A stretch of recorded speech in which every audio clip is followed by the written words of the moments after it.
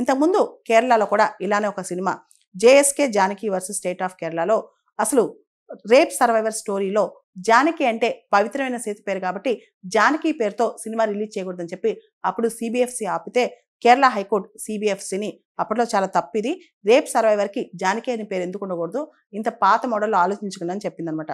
అదేవిధంగా ఈ వెట్రిమారన్ చాలా ఫేమస్ డైరెక్టర్. ఆయన సినిమా మానుషిలో ఈ కస్టోడియల్ టార్చర్ వీటి గురించి చూపించారంట.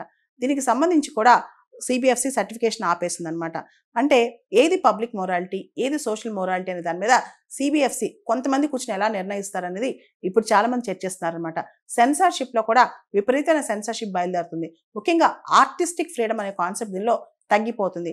ఈ సెన్సార్షిప్లో కూడా చాలా మంది ఆలోచించేది ఏంటంటే ఏది సెన్సార్ చేయాలి, ఏది చేయకూడదు, ఏది ఏ వయసు వాళ్ళు ఎవరు చూడాలనే దాని మీద కూడా రిస్ట్రిక్షన్స్ విపరీతంగా ఉంటున్నాయి.